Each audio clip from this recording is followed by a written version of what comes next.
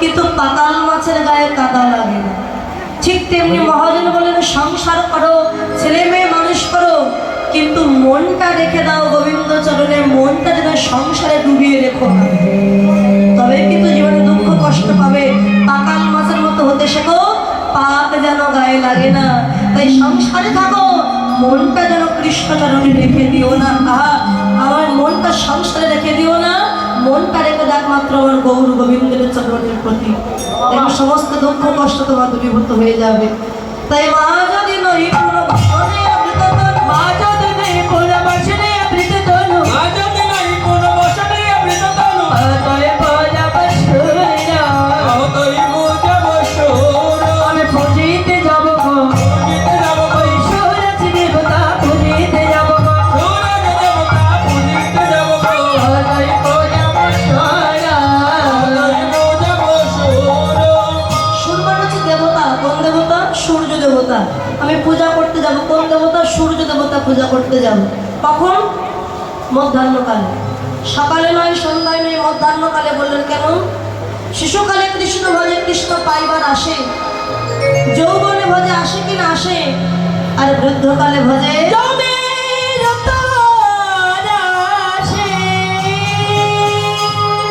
শিশুকালে মন থাকে পবিত্র পরিষ্কার, সেখানে একবার যদি কৃষ্ণ ভক্তির অঙ্কুর হয়, ওই গাছকে তার কেউ মারতে পারে না। আজকে মহাপ্রভু চললেন ওই সূর্য পূজা ভাবে বিভোর হয়ে বলে, ললিতা চলো আমরা সূর্য পূজায় যাই। ললিতা ঈশ্বর কাদের বললেন? রায় রামানন্দ, সরব দামোদর, এনারা এসে বৃন্দাবনের ললিতা এবং বিশাখা নামক সখী। তাই কম্প লেখ ঘম সরভঙ্গ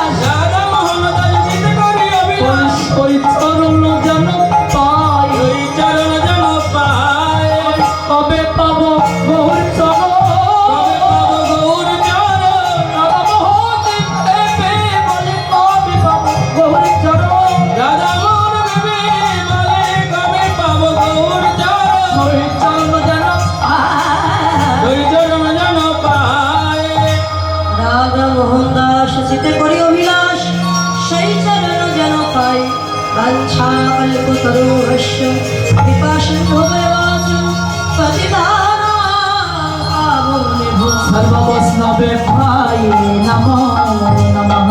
बोली राधा रानी की, राधा रानी की। সবাই কোলো ধরে দিন মা। বৃন্দাবনে রাধা রানী জয় ধরে পরে আমরা প্রবেশ করব, মানে এটাই নবদ্বীপ, এটাই বৃন্দাবন। প্রবেশ করবো শুধুমাত্র রাধা রানী জয় ধরে পড়ে। রাধার কৃপা ছাড়া তো কৃষ্ণ কৃপা পাওয়া সম্ভব নয়। রাধে রাধে।